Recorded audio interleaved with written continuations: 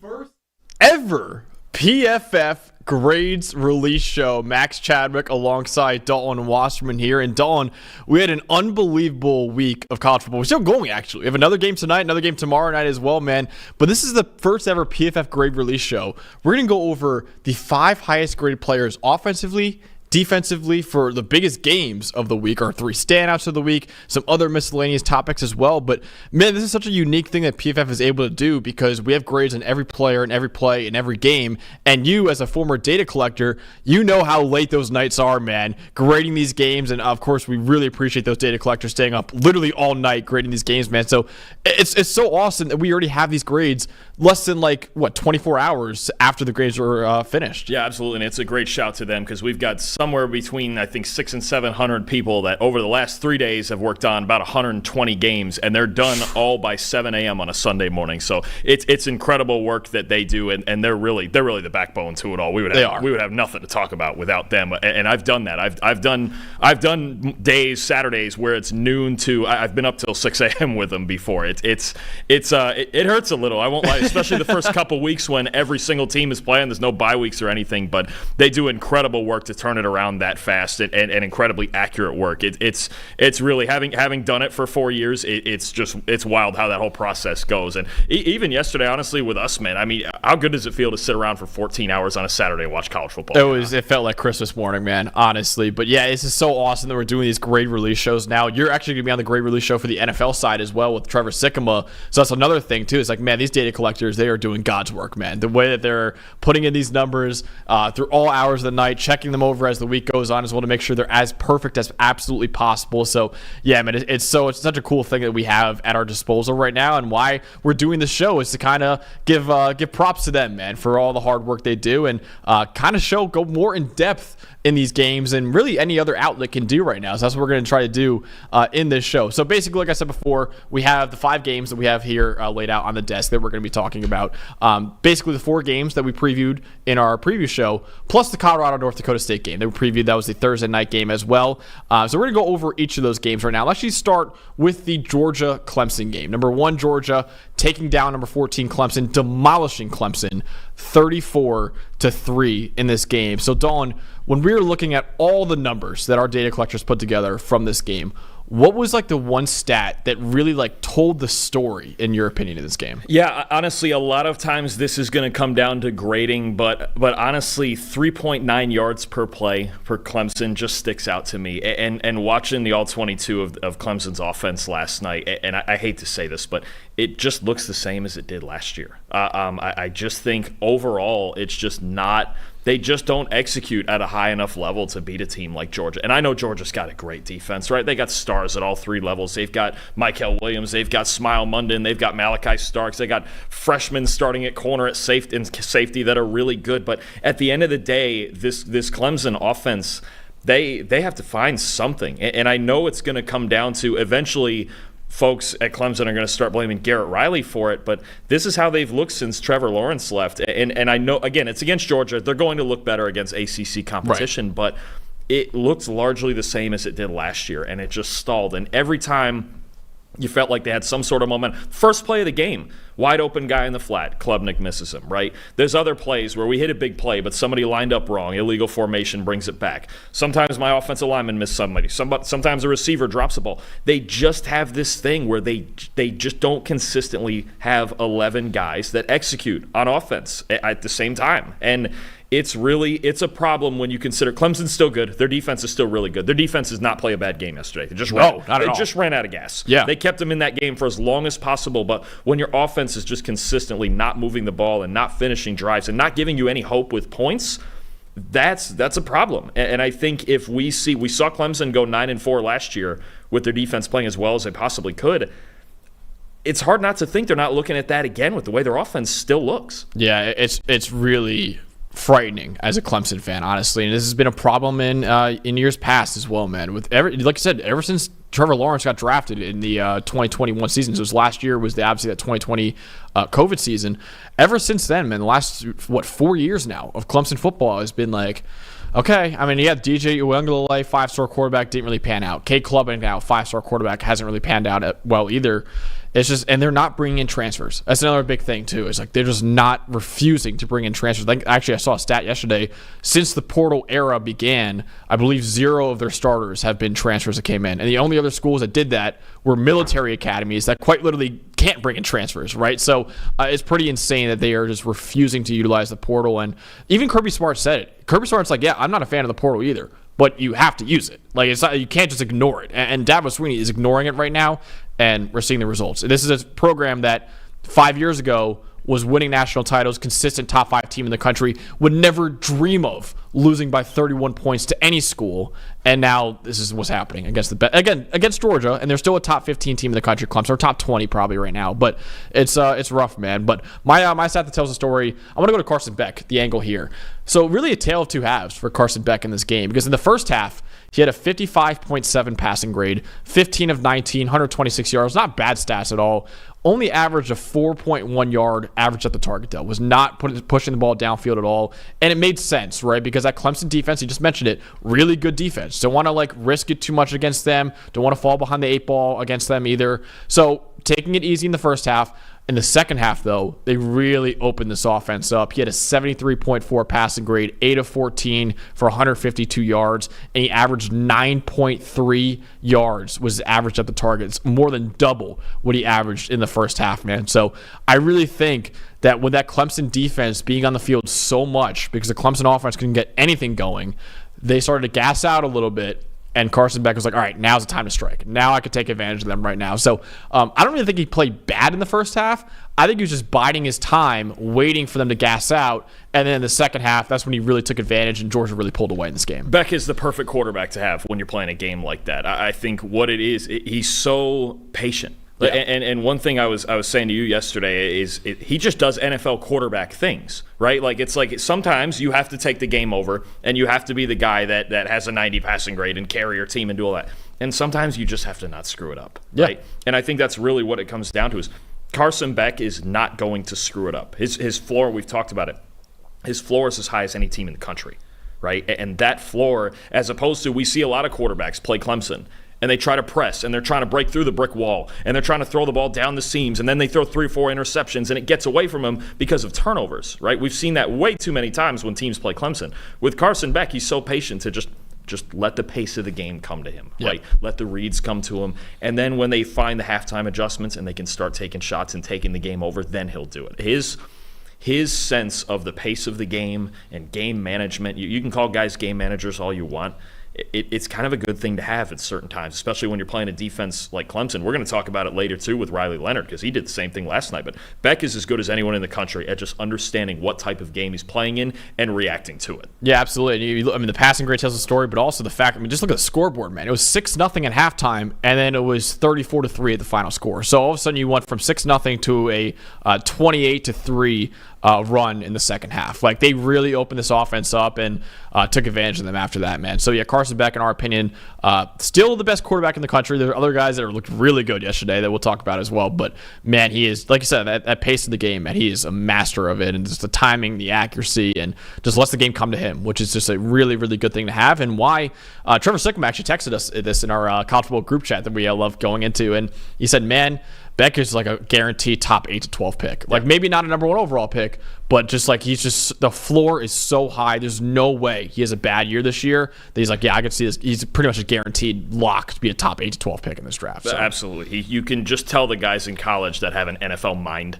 Yeah. You can just see there's certain guys who are they know their system and they know how to operate there. But Carson Beck would fit into any NFL offense. It doesn't matter. You could put him in a Shanahan system. You could put him in a drop back system, or like the Bengals, let's say, or run heavy. He doesn't care. He can get under center. It doesn't matter. Carson Beck's just going to go out there and he's going to see the field well. He's going to manage the game well. For any team in the league, I think he's going to be at the top of the list for a lot of teams in next year's draft. Yeah, absolutely. Well, man, I can't wait to see what he does there. So, Dalton, what was the most impressive part of that game yesterday for you? For me, there was big questions because Trevor Etienne was suspended yesterday. There was big questions about Georgia's running game against an incredibly good run defense with Clemson, right? Peter Woods and DeMonte Capehart and those guys at Clemson. But tell you what, true freshman back Nate Frazier, this is a dude right here.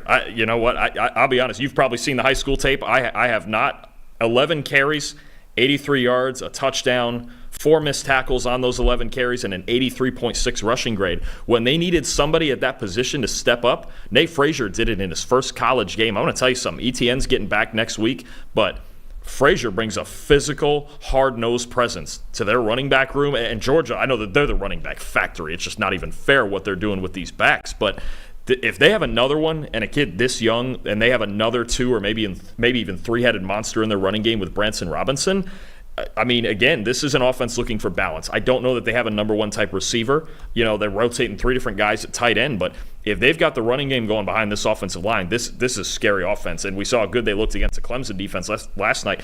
If you do that against Clemson's defense, you can basically do it against any team in the country. And I think it's in part because they had Frazier step up yesterday in a huge moment. I mean, first college game against Clemson. It's like a top 5 run defense in the country, and you go for 7.5 yards a carry. That's insane, and just one of a number of true freshmen that performed well yesterday. But I think Georgia's running game, all of a sudden the stock is way up for them with ETN coming back and Frazier playing the way he did yesterday. The fact that Frazier's not even the number 1 back is that's scary. Scary when he was that productive yesterday and he was that good, man. So my most impressive, though, was Malachi Starks. And in particular, Dawn, Malachi Starks, when his season opener is in Mercedes-Benz Stadium, is like the best safety in the world, man. Because if you remember, 2 years ago, as a true freshman, they played in the same game, the Chick-fil-A kickoff game, I think it's called. And he had an unbelievable interception. You can see right there against Oregon.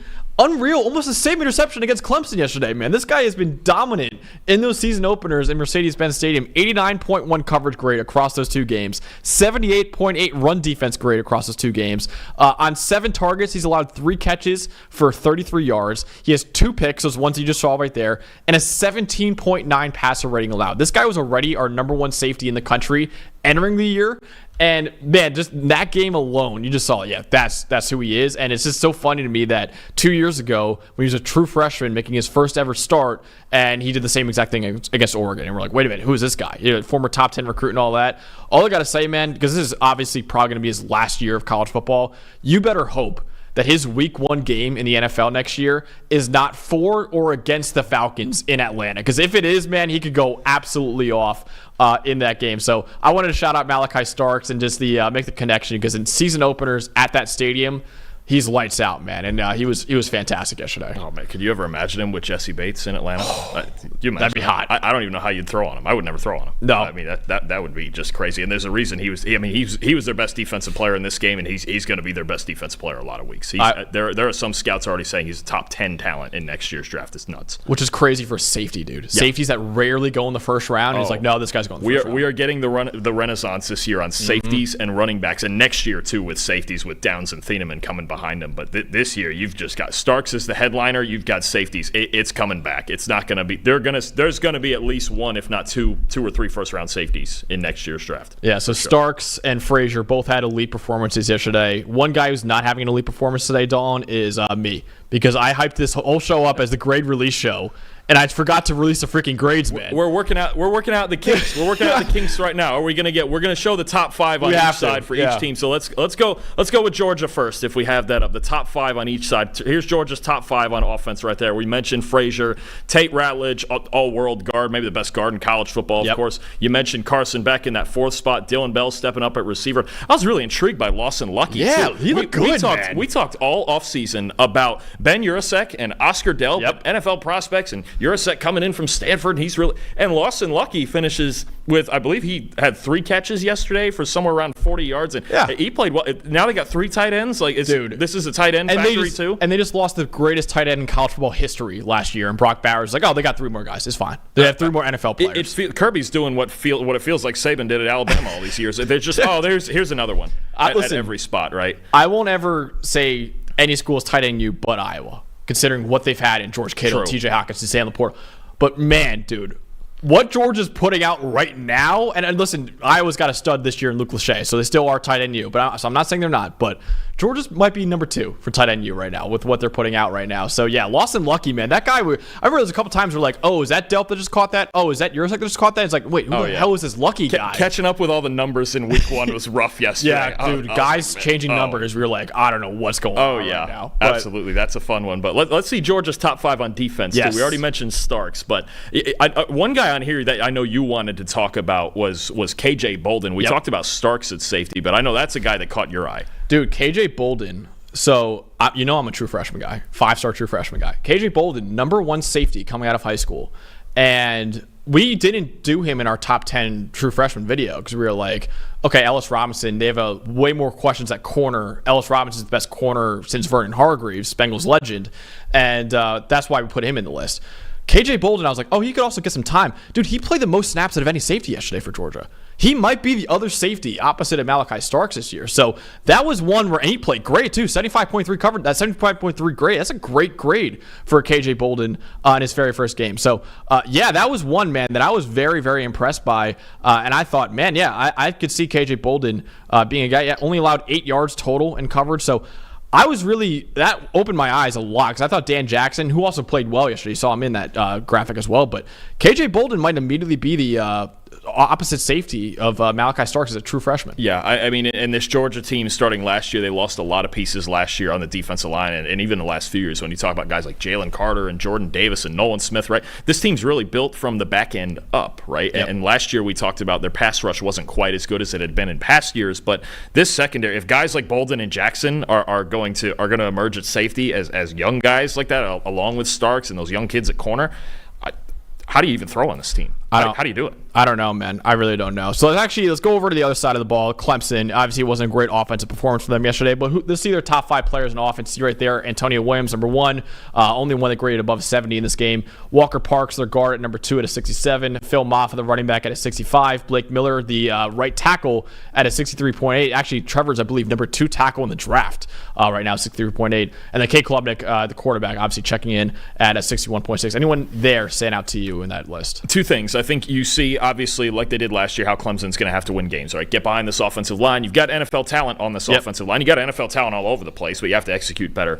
Offensive line, Phil Moffa, that's where it's going to start, right? And I think Moffa is the one real big-time veteran guy on this offense. There's a lot of youth at receiver. There's some experience on the offensive line. They're going to be built on the running game. And again, Klubnik, 61.6, that's kind of what we saw out of most of last year, right? I think last year he only had 2 games with a passing grade of at least 70. When is the jump? Is there a jump coming, or when is it coming for Klubnik? Because they have to level up just somewhere on this offense in terms of execution. Otherwise, they are going to be a 4 yards and a cloud of dust team, and that'll work some days when their defense is prime time, and the other days against teams like Georgia, it's not gonna. They need to level up somewhere on this offense, and I think that graphic really shows just all the way around. It wasn't good enough yesterday, and it looked a lot like last year. Yeah, it really did, man, honestly. So, Antonio Williams, I was a little impressed by, and actually he was a guy that I liked a little bit last year, too. So I think he's a guy that is a little promising for them in that receiving core that they have been so desperate to get impact players there, man, and they haven't had them in recent memory. And I think Antonio Williams can be a guy that they can rely on a little bit this year. So that was a bright spot for them for sure. But let's go to the defensive side of the ball. For Clemson in this game, R.J. Mickens at a 73.6, Peter Woods at a 72.5, T.J. Parker at a 66.2, DeMonte Capehart at a 65, and Wade Woodaz at a 64.8. Dalton, we got to talk about, I think, the number 2 guy on the list, Peter Woods, who I thought was playing out of position the entire game yesterday. I hate the fact that he's a starting edge defender from Clemson. He's 315 pounds. And he was dominant as a D tackle last year. And yes, he just still had a 72.5 grade, but I think his first snap at D tackle yesterday, he had a sack. Yeah. And it was like, why you're neutralizing your best player, man. So I don't know how you feel about him playing edge this year, but I'm like, dude, he is way too big and way too talented to play edge for you. Put him in the inside, man. Yeah, I would hate to think that. I don't know if it's a shortage of edge players they have, or I would just hate to think that Woods is just playing out of position now, because you're right, it's just too big. And he's great, and he's going to do the best that he can. Honestly, it's not that, like you said, he played well, but there are times if Peter Woods at 315 pounds is your field side edge defender, that's the thing too, Max. Most of the times that I saw him out there on the edge, he was on the wide side of the field. And Georgia, seeing this, I think I almost want to say the first play or something close to it of each half, they were in a jet sweep. They were in a jet sweep to that side, and Woods, it's hard for any edge player to defend a jet sweep and like do anything about it, because the whole point is you leave him and you bounce around him and you get. But Peter Woods at that size, he's a great player, but he stands no chance at plays like. I would worry about teams getting to the wides. Let's say when Clemson, I believe they're playing Georgia Tech, you could bet money Georgia Tech's going to see that and go, we're just going to wide side it. We're going to go right at him. We're not afraid of him in space, and that's nothing against Woods, but he's a defensive tackle, and he was one of the best defensive tackles in the country. We had him as the number 5 defensive tackle coming in to the year, and now they're switching him to the edge, and it just sometimes it's a fit thing more than a talent thing, and it's an odd one to me. It would make me think there's a shortage of edge defenders there at Clemson right now, which feels odd too because they always have a bunch of defensive linemen. And usually don't. Obviously, college players, which makes sense, they're always like smaller than what you see in the NFL. The biggest edge in the NFL last year that I saw a snap was Michael Hecht for the Rams at 310 pounds. Everyone else was at 290 or below. So he would be the biggest edge in the league right now by 5 pounds. Like, so it's just like, it makes no sense for a 315-pound guy. Again, so dominant as a D tackle. I did not like him playing edge. And yes, he did grade out pretty well, so I'm not taking that away from him. And he still will probably grade out really well because he's, in our opinion, like a top 6 D tackle in the country entering the year. But I hate the fact that it feels like they're neutralizing their best player on the whole team by playing him at a position that just doesn't, really feature his strengths too much, honestly. So as we got for that Clemson-Georgia game, 34-3, let's move on to the next game on our list, which is, of course, my Nittany Lions, Dawn. My number 8, Penn State, destroying West Virginia 34-12 in this game. I will actually be starting off with the grades from this game. So we'll go with the Penn State's top 5 offensive players. We'll talk about a lot of the Penn State offense in just a little bit. But Harrison Wallace, the new number 1 receiver for Penn State, it seems like, 84.4 grade in this game. Nick Singleton at 74.9. Amari Evans, 64.5, another receiver. Drew Aller at a 62.8. And Tyler Warren at a 61. I want to talk about Wallace in a little bit, Dawn, but we've got to talk about the Aller grade a little bit because some people might see that and say, oh, it's a little bit low. But, when we were talking about it last night, you made me open my eyes, take off my navy blue colored glasses a little bit and open my eyes a little bit to the Aller performance. Yeah, I think there's a couple throws in there, like the 2 touchdown throws, the one to the post and the one to the back shoulder that I was talking to some of our great. They were borderline big-time throws. It was like getting close in there. The post was a pretty big window. There were some misses. His misses were on him, right? I believe he was 11 for 17, and most of those, he still has to work on the accuracy. We could see it. There was a curl that he threw low and behind somebody. There was a couple balls that he threw high. Like, it's not all the way there. It's definitely progress. Like, don't make no mistake. Drew Aller, I think the big thing for me that goes beyond the grading is he just looked more confident. Yeah, is that the word I'm going for? It's just, he was talking trash out there. He looked more confident both as a passer and as an athlete. Yeah. I love Andy Kotelnicki, getting him involved in the run game and allowing him, like, dude, if nobody's open, go scramble. Fine, go. He stiff-armed someone yesterday. First drive of the game,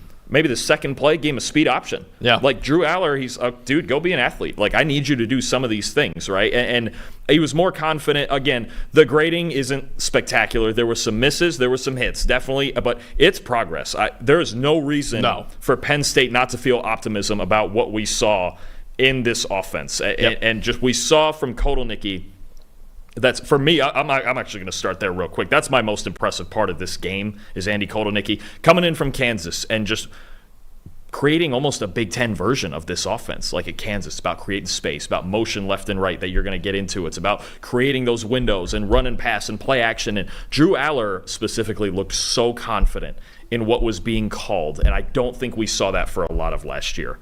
I agree, man. I agree. I'll get into a stat that tells a story, I think, in just a second. Let's go over to the other grades real quick for the other side of the ball. So Penn State's defense in this game. Jalen Reed, the other safety for Penn State, had a really good game at 81.6. A.J. Harris, the corner, transferred from Georgia at 79.3. Smith Vilbert at a 77.7 in this game. Devon Ellies at a 65.9. And Denai Dennis Sutton, the edge defender, at a 64.2. Really a strong defensive performance all around for Penn State this game. We'll talk about it in a little bit as well, man. So let's go over quickly to the West Virginia offense in this game, who had a rough performance, I would say, compared to what we thought they would have. Nick Malone at 71.4, Jaheim White, the star running back, at 69.2. The other running back, C.J. Donaldson Jr. at 68.6. Tomas Rumack at a 68.3, and Wyatt Milam, the star left tackle, at a 63.9 for the Mountaineers. And then finally, the defensive performance for West Virginia in this game. Josiah Trotter, the younger brother of Jeremiah Trotter, actually, at an 82.9. Really good game. Another linebacker, Reed Carrico, at a 71.7. Trey Lathan, another linebacker, 71.5. TJ Jackson at a 71. And Jaheim Joseph at a 70 in this game. So, Dawn, you mentioned before how the Penn State offense was the most impressive part of this game, and I agree with you, man. And I think one stat that I loved looking at this game was that Penn State, their motion, man, they ran so much motion yesterday. They ran at motion on 66.1% of their plays in yesterday's game. Last year, they ran motion on 45.7% of their plays, which was 48th in the country. There's one play you showed me last night where they motioned like a third offensive tackle from like a slot receiver into tackle, and then they ran a run play off it. Man, he was getting creative out there. I loved what I saw from Kotelnicki. I saw a great quote from him yesterday as well, where it's like, is it compared to like what, Dairy Queen blizzard, right? He said, what did he say? He said this offense is like a Dairy Queen blizzard. It looks complicated. It sounds fancy. It looks complicated, but it's actually just vanilla ice cream with something in it. Yeah, exactly. Like, that's literally, and he's right. And honestly, the 66% motion, it was actually higher than that when he was at Kansas last year. Yep. Kansas last year led the nation in motion rate at almost 76%. Yeah. You might see it at greater levels in this Penn State offense moving forward. And what you have to, I love to the play, the times the other third of the plays that didn't have motion, the reason for that was that's when they went into like hyper speed. Like no huddle, like I want tempo, I want to play run in 12 seconds, 15 seconds right now. Those are the times. So there's a purpose, even when he doesn't have motion and all that in there. They'll do it when they huddle up, and then when they go no huddle, they'll line up because, there's times in the huddle where coaches like that, they might call 2-3 plays in the huddle and just go, run them all. As long as we get a first down, run them all. The level of preparation and what clearly Andy Kotelnicki for the last, 6 or 7 months has done to prepare this team for all of this, it's a lot of stuff. I mean, I'm not just talking one guy in a jet like every team. They're shifting full formations. Everybody that can move will move. And he's got every personnel group you can think of out there. And the one thing, again, I think that's fun to me is Penn State's known, you got big offensive linemen, you got big tight ends, you got 3 or 4 tight ends. I got extra offensive linemen, like you said, out there in the slot. It's on number 71 in the slot. But he's found a way to, like, Big Tenify this offense. That's not a real word. Don't worry about it. But really, use it. Because Kansas, it's like we're creating space. Yeah. We're running outside. We have Devin Neal. I have Jalen Daniels. That was a Big 12 offense. It was a Big 12.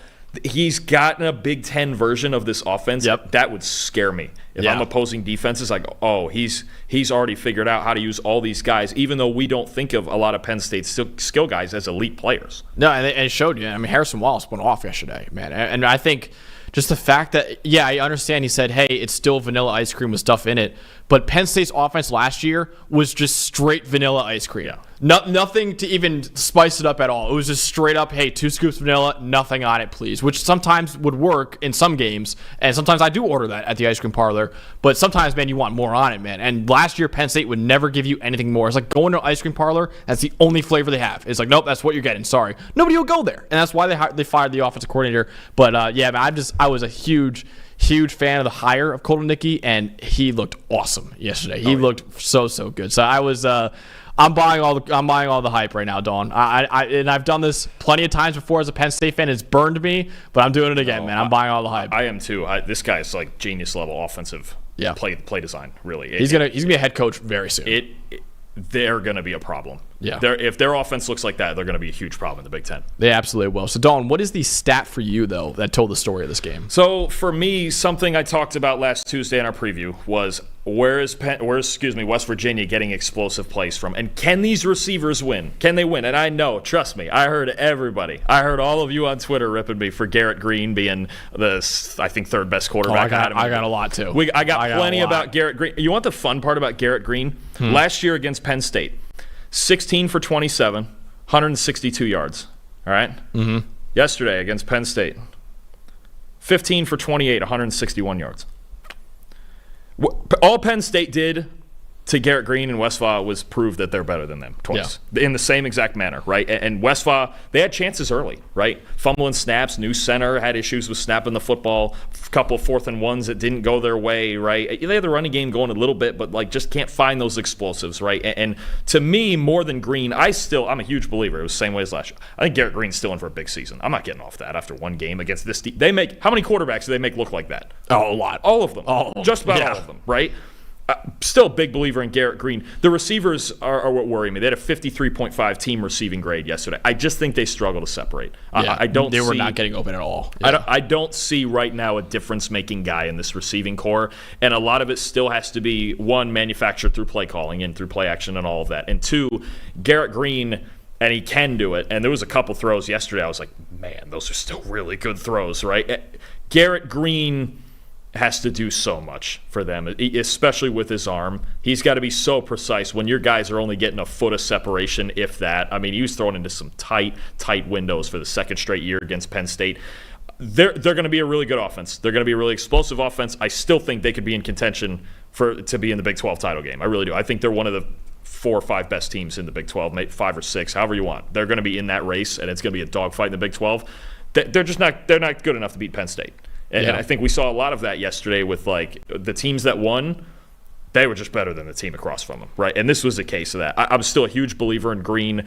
I'm a little worried about the weapons, though, because we've just seen. I went over the man coverage splits in our preview, and yesterday they just couldn't separate at all, and not at a high enough rate to really give him a chance. And he did miss some throws. I'll admit that. Did he play his best game? No, he missed some throws. He had the fumble, but it's hard when they're locked up constantly like that. Luckily, they don't have to play Penn State every week, so I'm sure every team is thankful for that. Every offense is thankful for that. But they have to get better on the outside, and then just like last year, just reboot and figure it out next week and move on. Yeah, they definitely do. I think that was a big thing. And yeah, I got some hate, too, for Garrett Green in my top 10 quarterback rankings. And I was like, man, if you're judging him off the Penn State game was a top 10 defense in the country and your receivers getting negative separation out there, it's like, come give him a shot. I think it's the same like we had it with Aller last year. If you're judging Aller off the Ohio State Michigan only game. Off Ohio State, or if you're judging Michael Penix off of the Michigan national title game, like, you can't judge a quarterback against that Michigan deep. Like, you can't solely, okay, if Garrett Green comes out in the next 4 games and struggles, yeah, sure, we'll talk about it. Yeah. But against this, 95, if not more, percent of quarterbacks look like that against Penn State on any given day, for sure. And 95% of run games look like that against Penn State as well, which is a thing I'm going to go into. My most impressive part was the Penn State run D, man. They looked awesome in this game. Now, I think some of it was the fact that West Virginia couldn't do anything to throw the ball. So Penn State's like, all right, we'll just stack the box. We can do one-on-one matchups and just run single coverage, and we'll be fine. But West Virginia yesterday, man, we talked about in our preview, they have a dangerous ground game with Garrett Green, Jaheim White, C.J. Donaldson. They only allowed 3.4 yards per carry. Last year, West Virginia averaged more than that in all but one game. And their lowest total last year was 3.4 yards per carry. So that's tied for the lowest over the last 2 years for West Virginia. West Virginia in the whole season last year averaged 5.5 yards per carry, right? So, and then what I really was impressed by, Dalton, with that was that West Virginia actually broke a tackle on 31% of their attempts yesterday, which is a very high rate. So the tackling for Penn State could be improved, but they still only averaged 2.2 yards after contact, which means to me that defense, if one guy missed a tackle, there were 5 other guys ready to make that tackle, man. So Penn State, I thought, did a great job of swarming to that ball, man. And listen, we talked about Andy Kotelnicki, the new coordinator, and he was excellent. Tom Allen, also a new coordinator, a defensive coordinator, because Manny Diaz, now the head coach at Duke. Tom Allen, who was the Indiana head coach last year, he's the new DC for Penn State. He had an excellent performance as well in his first game, and I just thought Penn State, the way they swarmed to the football in the run game, man, was so impressive. Absolutely. And look, that's what they do. You want 2 things on defense. You want guys who are talented. You want guys who give you effort, and they just do it. They do it every year, but we've never had a question about Penn State being a top 10, if not top 5 defense, right? Like, if I know we talk about Ohio State, Michigan, Notre Dame. Penn State very well could be the 4th best defense in the country, if not better than that. I mean, they just have talent everywhere. Carter, Dennis Sutton, Kevin Winston, the linebackers were great. I mean, they're stacked. They're so stacked on defense every year. There's certain teams that play. It's not even fair. I can't even. And then to give you that effort and swarm to the football like that, they have everything you want in a defense. They just needed the offense to catch up, and for 1 week they did. They absolutely did, man. So let's go over quickly to the next game that we're going to talk about, which is number 19, Miami against Florida. Miami destroyed Florida in this game. 41-17 was the final score. We'll go over the grades quickly for both sides. Miami offensively, it was the Cam Ward show, guys. Cam Ward was freaking awesome in this game. 90.9 grade he finished with. Elijah Arroyo, the tight end, 80.8. Xavier Restrepo at a 73.4. Isaiah Horton, another receiver, at 70.6. And the new running back from Miami, Damian Martinez, checking in from Oregon State at a 68.3. Miami's defense also performed pretty well in this game as well. Michelle Powell, the corner, at 89.5. Great game for him. Edge rusher Elijah Alston transferring in from Marshall at a 78.2. Francisco Mauigoa, the linebacker, at a 75.7. Wesley Besainth, the linebacker, at a 74.6. And Tyler Barron, the new edge, checking in at a 73.6. Let's go over to Florida's offense in this game. The top offensive player for them was Austin Barber, the tackle, at a 73.1. Montrell Johnson Jr. at a 70.9. Elijah Badger, the wide receiver, at a 69.2. Jake Slaughter at a 68.7, the center that we are big fans of. And then Eugene Wilson III, another guy we love, the wide receiver, at a 67.8. And then finally rounding it out with the Florida defense in this game, linebacker Grayson Howard at an 80.2. Desmond Watson, maybe everyone's favorite player in college football. I think the 440-pound D tackle at a 73.1, so great game for him. Joey Slackerman, the new D tackle that got as well, at a 70.7. RJ Moten at a 66.3, and the corner Sharif Denson at a 64 in this game. So Dawn, for you in this bludgeoning that Miami did against Florida, what was for you the stat that really told the story in this game? We're going to get in Cam Ward in a minute because everyone's talking about Cam Ward. Let me start with the Gators. So a 50.6 team coverage grade in this game. And I told you coming in, look, last year the secondary was just not good enough. They were the second lowest coverage graded team in the SEC last year, ahead of Vanderbilt. Much like the Clemson offense, I saw the same things out of this Gators secondary that I did all of last year. They're talented. They have guys. They have guys like Jordan Castell and Jason Marshall and guys like that, right? It's another thing. There's too many mistakes. And I know Cam Ward was spectacular. Don't get me wrong. He made great throws. He was great for most of the day outside of the interception. But just too many mental errors and too many just blown coverages and guys just running free. You won't beat a team like this with weapons like this, and you won't get through an SEC schedule if your secondary plays like this, because it's just, and they're more talented. It's frustrating to watch because we hear about these guys. I know it's frustrating to watch. They're more talented. We were in your apartment. You were watching, and you were cursing up a storm watching the tape. It bothers me when you have talented teams, again, like Clemson's offense and Florida's defense, that just don't execute. And there's just too many times where it's like, man, why is this guy 10 yards open? And it's the same. Again, if it was just, okay, they were a good D last year and Miami went out there and beat them, and it was like, okay, they made mistakes today. All right, they made mistakes today. You lost a game. Miami's better. It's the same things we saw all of last year. Yeah, it's the same things. And I don't know what the fix is. I mean, there's just too many errors, too many self-inflicted wounds on defense that you cannot recover from in big games like this. I don't care if you're at home. And then you have it stacked on top of the fact, and you're about to get into this, where usually last year what happens is, okay, their defense is making these errors, but at least the offense is playing well. And at least, Graham Mertz isn't going to lose it a game and turn the ball over. But now we saw in a game like this, what happens? What does it look like now if their offense doesn't have a good day, right? Florida kind of leans as an offensive team nowadays, right? But what happens? And I know you're about to get into that side, but this Florida secondary, if they're going to have any chance to get through the schedule, they have to be better. They straight up have to be better. I remember we were watching it yesterday, and there was a couple plays you're like, I don't even know what coverage they're running. It's like that. It's pre-snap, it's post-snap. There's certain things they're trying to do. There was a couple plays. It was like that. I was like, I don't know what they're in. Yeah, I don't know. At least sometimes I can go, okay, you're in this coverage, and it was a good offensive play call, and this plays I don't even know what they're in. They're just like freelancing. It looked like out there. It was just all right. You just can't have guys back there with you can't, in your secondary especially, man. If a D tackle makes a mental error, it might burn you for 6 or 7 yards, or you might just not get a pass. The secondary is backbreaking. If you have issues in deep thirds and it's at safety and things like that, you're going to get burned. You're going to have bombs thrown on you like you did yesterday. Yeah, it absolutely will, man. Just watching that tape yesterday at 2 o'clock in the morning was hilarious because we were already delirious and we were like, what are we watching? Oh, yeah. We're on our 15th hour of college football, and I'm like, Max, come here. Watch this again. We were going from Florida messing up to watching Tetero McMillan score another touchdown, back to Florida, back to McMillan. It was a lot of fun last night. But my side to tell the story was, you just mentioned it, man. Graham Mertz, who last year was amazing at not putting the ball in harm's way. He had 6 turnover-worthy plays all of last season. He had 3 yesterday.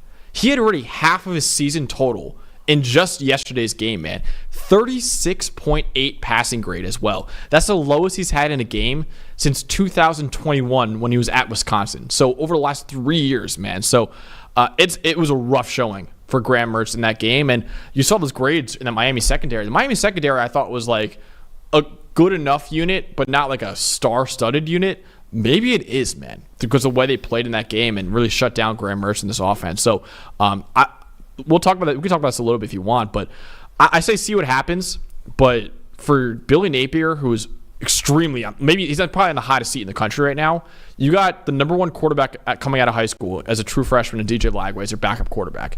At what point do you say, hey, put the kid in, and maybe I can use that to salvage my job and say, hey, like we can head into next year with some promise of something better?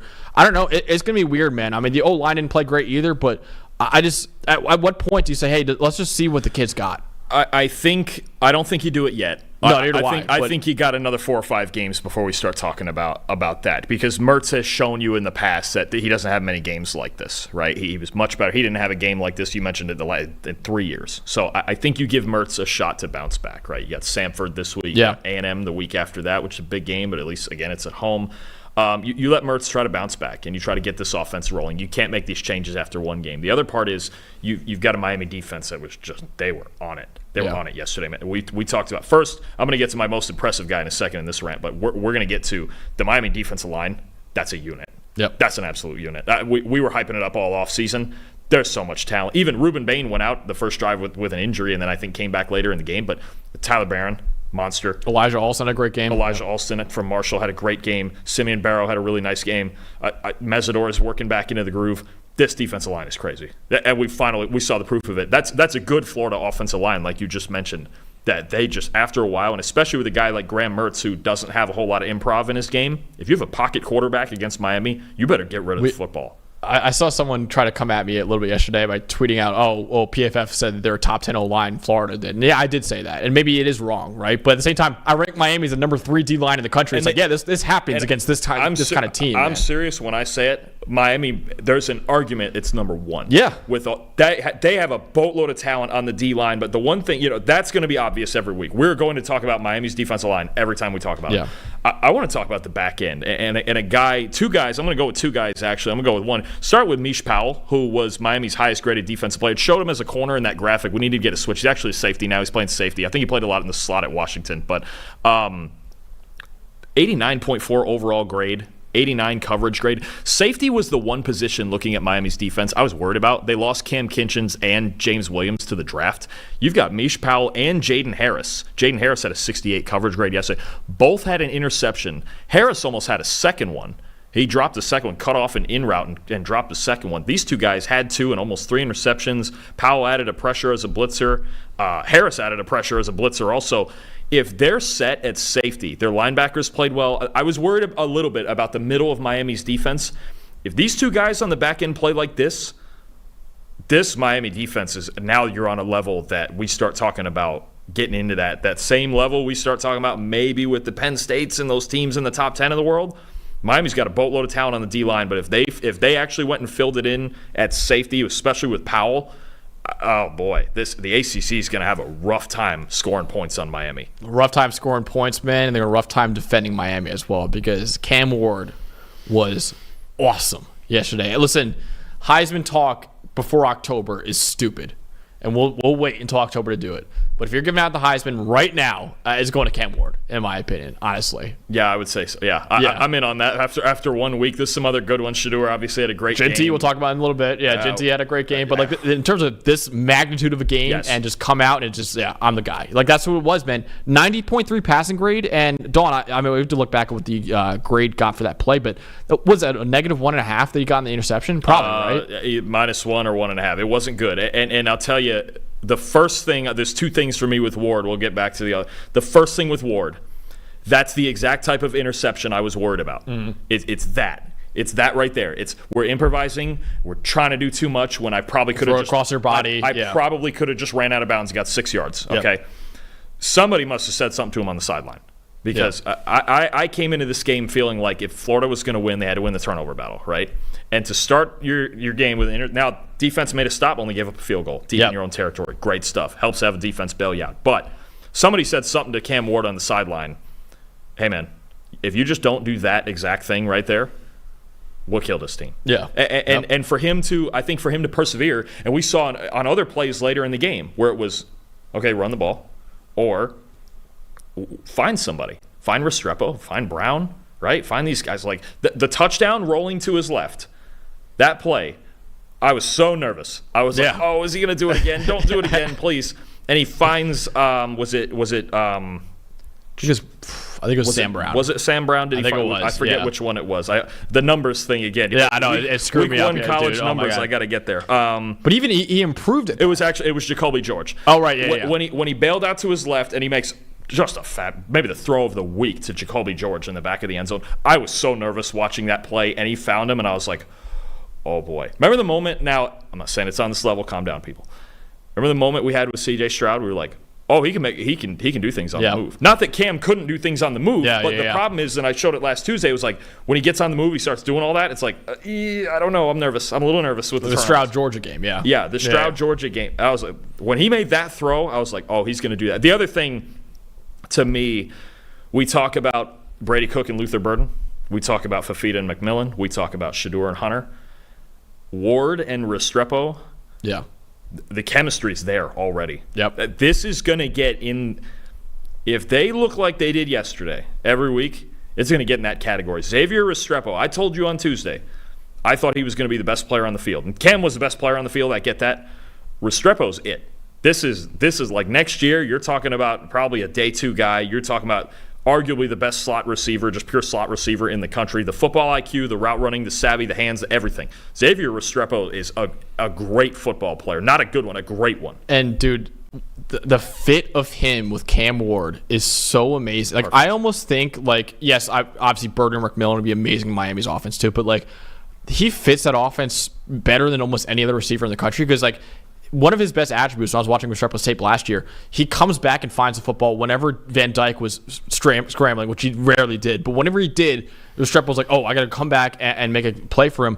And that's the thing with Cam Ward is like when he does scramble, there's some of the times the receivers just kept running their routes. And it's like, no, now Restrepo comes back to him. He's like, hey, I'm open. Don't make a boneheaded play. Throw to me. I'm open. And he did it yesterday. And it's like, dude, if they do that, and if Cam Ward is scrambling and doing that, they're unstoppable, man. And Cam Ward yesterday, 90.3 passing grade, 385 passing yards, 3 touchdowns, 4 big-time throws, and a turnover-worthy play. And the fact that he had a 90.3 passing grade, Dalton, with a horrible interception, like that just shows how elite his ceiling is, man. And listen, he looked like a legit Heisman candidate and an NFL prospect too, man. And if he keeps playing like that and the Miami defense keeps playing like that, they're going to steamroll the ACC, man. Honestly, like it was really impressive. Yeah, I get it was Florida, and yeah, we'll see what they do in future weeks. But dude, Cam Ward was on fire yesterday. I thought he was the most impressive player in the country. Yeah, and look, Restrepo too. I want to go back one more time on this too, because not just out of rhythm, in rhythm stuff too. And there's just little things, and they seem like simple things. Like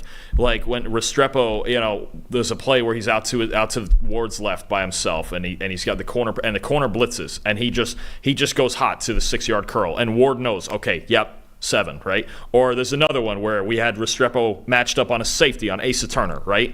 And he's got the slant on a safety, and he's like, just get it to him, right? There's even stuff in rhythm and hot reads and things like that Restrepo, first of all, the football IQ, it's way beyond his years. Restrepo, he's got the mind of an NFL receiver. He's going to make it because he's just mentally so far ahead, even though he doesn't have like the best traits in the world. Ward and Restrepo, we're going to, very soon, I think we're going to put him on that list with, again, Burden Cook, Fafita McMillan, those elite pairs, those two guys are really dangerous together. Yeah, they absolutely are. And I'm trying to find exactly who, because, Dawn, Shedeur Sanders, Cam Ward, and Kyron Drones were all working out together with the same quarterback coach this summer. And I want to find the exact coach because I want to shout him out right now. But I think Well Off Media was the one that was posting the videos.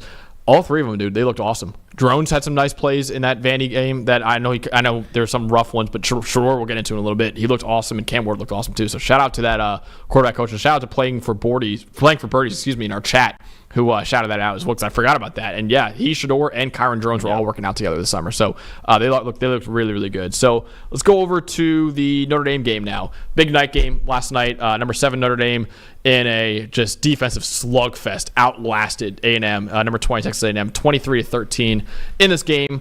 And let's go over quickly the Notre Dame and Texas A&M grades in this game. Notre Dame, guy, you're going to talk about Dalton. Jeremiah Love, 77.8 grade as a new running back for Notre Dame after PFF legend Audric Estime, now in the NFL, gone. Cooper Flanagan, not Mitchell Evans, was the highest graded tight end for Notre Dame yesterday at 62.6. Billy Schrauth at a 62.6 as well, the offensive guard. Jaden Greathouse at a 62.5. And offensive tackle, one of the new ones, Emil Wagner at a 62. Notre Dame's defense, which was the best part of the team that we said in our preview and the best part of the team yesterday in the game, man. Xavier Watts at a 79.1. Reigning defensive player of the year for college football. Benjamin Morrison at 77.2. Jack Kaiser at 74.4. Those are the three right there, man. It's like, oh yeah, that makes sense. The three highest grade players right there. That's about right. Jordan Patello at a 73.7 and Drake Bowen at a 73.2. Let's go over to the Texas A&M offense in this game, which obviously struggled a little bit out there. Offensive guard, Kalinu, I hope I got that right, Fayu, 69.5. Armaj Reed Adams at a 62.6. Two guards for them are the highest grade players. Le'Veon Moss at a 62.4. Trey Watson, the tight end, at 57.2. And Ja'Day Walker at a 57.1, the wide receiver. And finally, the Texas A&M defense, their star defensive player they got in the transfer portal was Nick Scorton, highest graded player for them in this game, 74.8. Scooby Williams at a 73.7. Cassius Howell at a 70.5.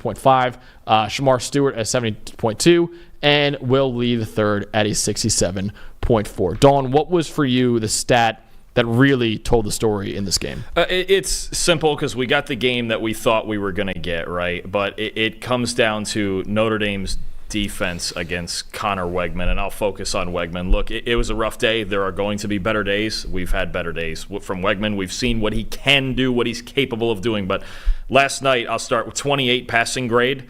You won't win many games with a 28 passing grade. 12 of 30 for 100 yards, 2 interceptions, 3 turnover-worthy plays, no big-time throws.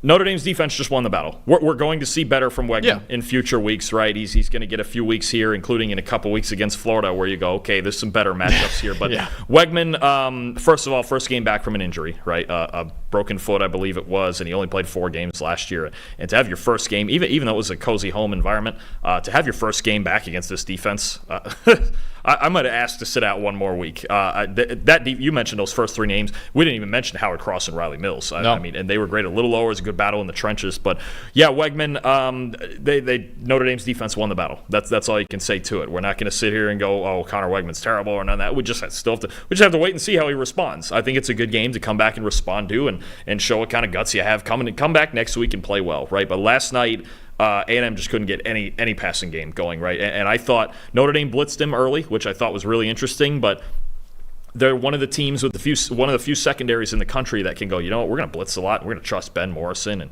Xavier Watson, those guys in the secondary. Even Jack Kaiser can cover him. He's a hell of an athlete, right? But they were blitzing him. To me, he looked rattled early, and once he started feeling that pressure, he wasn't getting his feet set. There was a lot of throws where his feet weren't set, and he looked like he was rushing a bit, and he was just trying so hard to beat the pressure that may or may not have been coming. You know, it's the old Sam Darnold thing. Yeah, I'm seeing ghosts out there. Yeah. I think Weigman did have a little bit of that as the game went on last night. I really like Notre Dame's approach of blitzing him early. So rough night for Weigman for sure. A lot of quarterbacks are going to look like that against Notre Dame. It's like the Garrett Green thing, where it's like, all right, like, you know, to be fair. There's a lot of this Notre Dame defense is a top 3 unit in the country. Oh, yeah. This is a nasty at all 3 levels, right? And if you have a guy like Patello off the edge who's going to add to what Cross and Mills bring inside, man, oh man, this defense, that defense, and if Riley Leonard just manages the game like he did yesterday, they could run the table. Yep. They could run the table with their defense. And I thought Leonard did it. We'll get into Leonard. He did a really nice job managing and playing to the pace of the game, much like Carson Beck did. But yeah, Weigman, it was a struggle, and it's going to be a struggle. That's a brick wall, man. Yeah, absolutely is. Maybe he should have worked out with Ward and Shedeur. And actually, the quarterback coach, we got it from the chat. Thankful to the chat is Daryl Colbert from Select Quarterbacks was the quarterback coach. So if you're a quarterback looking to get better, maybe hit him up, man. Maybe him and Jordan Palmer, maybe the two guys hit up right now because they what they're doing right now. But Weigman, to be fair, again, it's like the Garrett Green theory. It's like, dude, it's Notre Dame's defense, man. And to be fair, again, to him as well, the A&M receivers, I mean, they were getting suffocated out there. It was almost exactly like Garrett Green was like, dude, he has no one to throw to right now. So yes, he didn't have a good game at all. But I will say that they really did a great job in this game. That really is my stat that tells the story as well. Is that Notre Dame 85.6 coverage grade in this game, allowed 3.3 yards per pass. That's crazy, man. Usually the average is around like 7 or 8 yards per pass, right? So if you're getting under like 7.5, you're having a rough night. Yeah, and 3.3, man. That's like even bad for rushing performance if you're getting 3.3 yards per rush, man. So Ben Morrison and Xavier Watts, you mentioned before, both had coverage grades above a 76, and this is Notre Dame's defense, man. Even with Notre Dame's interior two guys of Cross and Mills not having the game of their lives, you still have Jack Kaiser at linebacker. You still have Ben Morrison. You still have Xavier Watts. Like all three of those guys are like maybe top 5 players in the country at their positions, right? So it's crazy, man. And I think Notre Dame's defense is going to be what carries this team to the college football playoff. And from that game alone, you're like, yeah, that's the unit. That is the unit, man. So they looked phenomenal in this game. Dawn, what for you though was the most impressive part of last night's game for you? We knew we were getting a slugfest. We knew it was going to be low scoring. I had this game 23-17. It wound up 23-13. Close enough. Let me go to the offense, and I was questioning, okay, where's Notre Dame going to find it? Where are they going to find the points? And Riley Leonard managed the game really well. He ran the ball well, but let me get Jeremiah Love, their highest graded offensive player. Look, 13 carries, 89 yards, a touchdown, an 80 rushing grade, and 10 missed tackles forced on 13 carries. That's just spectacular, right? And I think what he gave them when they needed it most was just that physical Notre Dame back that just goes, you're not tackling me. Not before I get 5, 6, 7 yards. The big touchdown run, I mean, they needed someone to step up. And several guys were good enough. Leonard was good enough, much like Carson Beck. Understand the game you're playing in, and our defense can win it. I think Leonard's going to have better nights statistically. But tonight, or last night I should say, was about Love. And even Jadarian Price had a nice night too at 44 yards on 8 carries, right? But Notre Dame's ability to run the ball is always big. And if you have these 3 guys, but especially Love, as physical as he was in the fourth quarter especially, he took the game over. Yep. And I think if they have that, they can at least work on the passing game as they go. Bo Collins had a couple of nice catches, right? Mitchell Evans working back into shape. Cooper Flanagan, right? We're going to work on the passing game. But if we have this run game with these 3 guys, and especially with Love, this is a problem. Yep. This is a problem for other teams because now you're talking about that grinding defense, ground and pound, time of possession kind of team that Notre Dame always puts out there. But I think the running dimension, especially with Leonard added in, Estime was great last year, yeah. But Hartman didn't give you a whole lot in the running game. Not like Leonard, right? Riley Leonard gives you that other dimension, and he's opening up holes for these backs too. And a young offensive line you're about to get into. I thought the running game led by Jeremiah Love was the most impressive part for me. I knew their defense would play well. That was a big part. That absolutely was. 77% forced tackle rate. That's nuts. That's pretty good. Yeah. That's pretty good. Like I said, 30% or better is where you're like, oh, this is really good. Yeah, that's double that, right? So, really great game for Jeremiah Love against a really good A&M defense too. That's really nothing to scoff at. So, my most impressive part, though, you mentioned it, was Anthony Knapp. Man, I want to shout him out. True freshman left tackle. This kid was also recruited as an interior offensive lineman as well. And true freshman left tackle, filling in for Joe Alt. Massive shoes to fill in figuratively and physically. I think he's a guy, man, that just was really, he came into this game, Kyle Field, night game, massive environment. And they actually showed Dalton in the broadcast. I don't know if you caught this, but Marcus Freeman went up to him and they had a mic'd up segment. And Freeman's like, hey, man, you're our guy. Like, just believe in yourself out there. You're going to do great. I think Freeman himself is like, oh, man, this kid's going up against 2 NFL guys, maybe Shamar Stewart and Nick Scorton. Like, see what the kid's got. The kid's got something, man. Kid's got something. He had an 82.3 pass blocking grade yesterday. 1 pressure allowed on 36 pass blocking snaps. And I think like 40 or 45% of his snaps were against Scorton, who right now is a top 10 prospect on our big board, man. So it really felt like yesterday was all about the true freshman, Dalton. And Anthony Knapp, a guy that we previewed in our top 10 true freshmen to know, he really showed up in that game, man. And listen, Notre Dame's always had great offensive linemen every single year, it feels like. And Anthony Knapp is a guy to know for the next 3 years of college football. Yeah, absolutely. And I like that you brought that up because, again, Notre Dame's season and how far they go is going to be decided by how far their passing game takes them, right? And you always need 3 things. You need somebody who can throw, people who can catch, and people who can block. And we saw a little bit of all 3 of those last night. I think the receivers are the biggest work in progress. I think Leonard was a really good game plan for Riley Leonard. Quick game, young offensive line, freshman tackle, all that stuff. Really good game plan.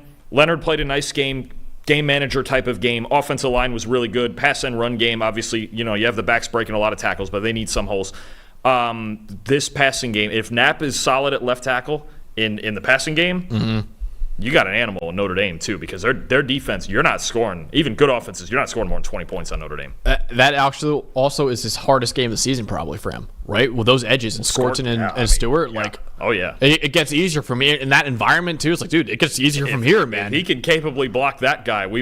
Look, Joe Alt's a big name to live up to, but man, that's a good start to the next guy up. And it's like, dude, him filling in for Joe Alt, Jeremiah Smith filling in for Marvin Harrison Jr. is like, next one up. Here we go again. Like, so yeah, Anthony Knapp, man, not like wasn't a 5-star recruit like Jeremiah Smith either. Like 4-star guy or like number two, only four, number 250 something or something like that. And I was like, let's see what the kid's got, and then he has a lot, man. I'm really excited to see what Anthony Knapp can do this season and beyond, man, for him. And I think Notre Dame fans should be very excited about their new left tackle right now. All right, final game we're gonna go over before we get into quickly some other things is the Colorado game. Colorado beat North Dakota State 31-26 in this game. We're going to go over quickly the grades to know from this Colorado game. So quickly, the Colorado offense in this game, Dawn. Shedeur Sanders was awesome. 90.7 grade. Jimmy Horn Jr., 83.3 grade. Travis Hunter, 81.6 grade. The center, Hank Zelinskis, had a 66.9 grade. And the offensive guard, Justin Mayers, at a 65.5. Colorado defensively also had some guys that stood out in this game as well, including a guy that stood out offensively as well. Travis Hunter, you see right there at 66.4. So top 5 offensive and defensive grade for Colorado in this game. Chidozie Nwankwo, though, was the highest grade player at 76.5. Shiloh Sanders at a 71.8. Nakai Hill-Green at a 70.3. And Arden Walker at a 69.4. Let's go over to the North Dakota State side of the ball, and their 5 highest graded offensive players in this game. Gray Zabel, the offensive guard, at an 89.9. Really good game for him. Joe Stoffel, the tight end, at a 76.8. Cam Miller, the quarterback, at a 68.9. The best player in FCS, Dalton, by the way, right? That's what you said. Braylon Henderson, the wide receiver, at a 68.9.